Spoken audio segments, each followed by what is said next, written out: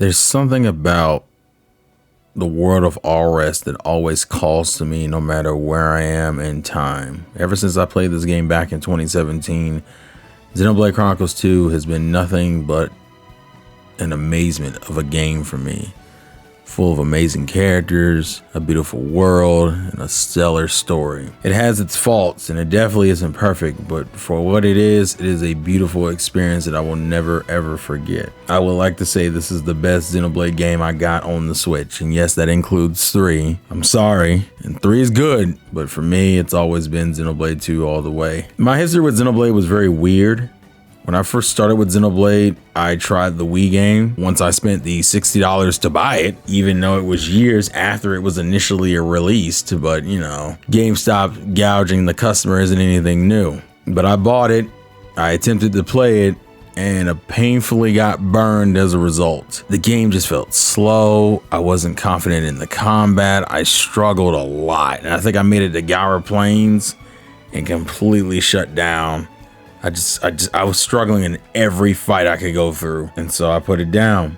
Xenoblade Chronicles X was announced in 2013 and finally came out towards the end of 2015, and I decided, let's give this another shot. And once again, I fumbled, but I got a lot further than I did last time and made genuine progress. And as a result, I think I had a pretty pleasant experience overall. And so when Xenoblade Chronicles 2 was announced, I was like, okay, I got at least one Xenoblade game under my belt. It's not the first one, which people say is the best one, but at least I know how this kind of works to a degree. And I saw 2, and I remember seeing the direct for 2. That direct for 2 was so intimidating. That was like the first thought that went through my head.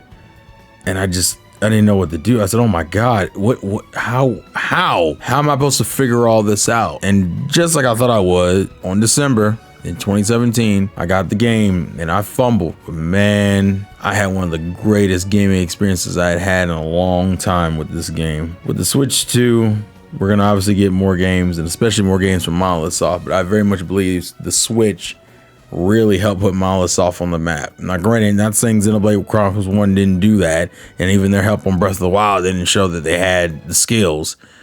But to me, Xenoblade 2 was the game where I felt like they nailed everything. Barring a dub, mind you, everything.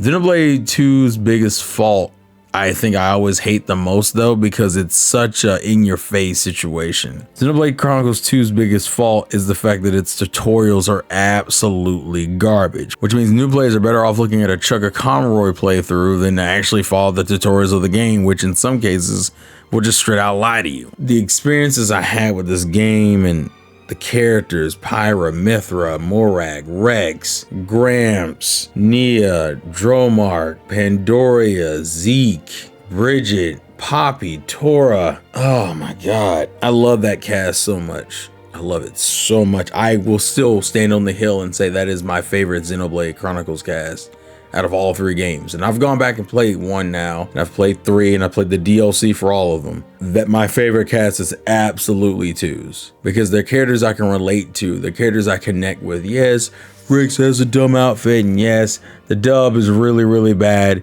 in terms of voice acting, but I think genuinely, if I had to take those L's to get an amazing game, I'll take the L's over and over and over again, especially because the dub didn't bother me too much. Really what bothered me is the lip syncing, which that's a thing, but not the worst thing in the world. And overall, I still got an amazing product. The world of All Rest is just absolutely gorgeous, on top of Titans. All that are very unique, and even though they kind of fit the similar themes of most typical RPGs or even platformers, with the fire one and the water one and the ice one and the earth one, Morardain, Gormite, Torgoth, Tontal, Letheria, Mortha, and even the World Tree itself all speak to me in a way that make them truly unforgettable. They all just grab you. They all connect to you and pull to you in different ways, and the stories that are told in each of these areas are absolutely amazing. And Mithra is absolutely my favorite character overall throughout this entire series, and that was with the DLC, which, by the way, the DLC is phenomenal. To see the untold story of Adam and Jen and Laura and Hayes, and oh My goodness. And even though the combat's a pain, because of course it is, when you finally start getting your hands into it and you start digging around and playing with the little mechanics and the damage multipliers, you can come out with this amazing product where you're out here decimating enemies without even trying. Man, and I've talked about Xenoblade 2 many times. If you've seen my videos, you've seen me gush over these characters, gush over this world, gush over the combat, gush over the DLC. And I hate it because this video in some ways is going to feel really redundant. But I need you to understand this, and the fact that they were able to make these connections later on in the DLC for 3, and how Rex portrays himself as very much him mimicking himself after Zeke, because Zeke was such a huge inspiration to him. The Heart to Hearts is so good. The Blade Quest is so good. I don't care if there's titties and fan service in these things.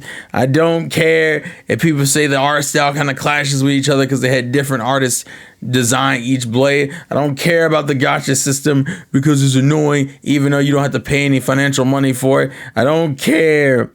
I don't care. The game has its problems. I hate even the field skills, which can be an absolute pain in the dick, especially on a first time playthrough.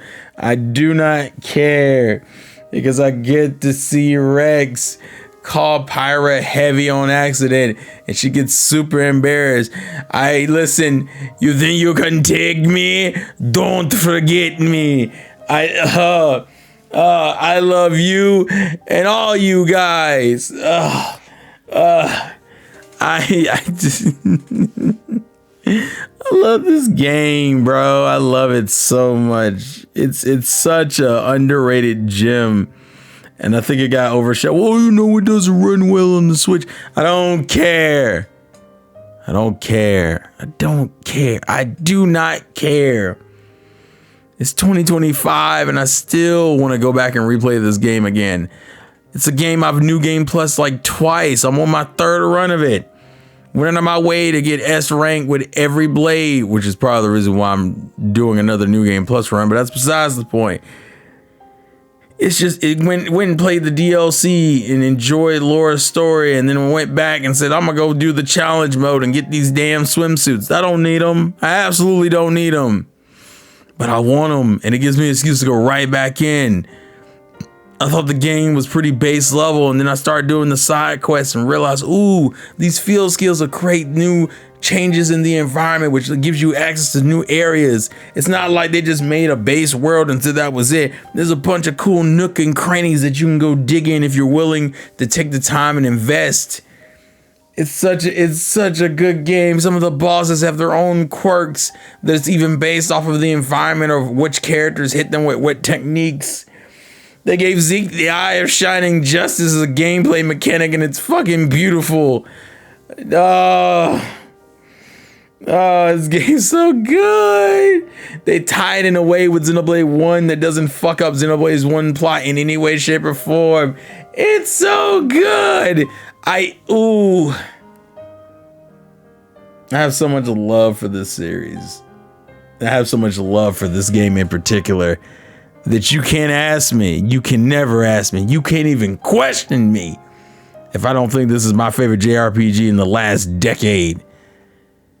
Shit, this is probably top 5 best games of all time for me personally, because it's such a good experience.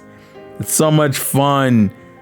I love playing around. I love learning more and more about the game. I love the lore. I love the blades. I love the characters. I love the villains. Jin is an absolute demon, and Malos is so campy. It's just a joy to watch him run his stupid mouth.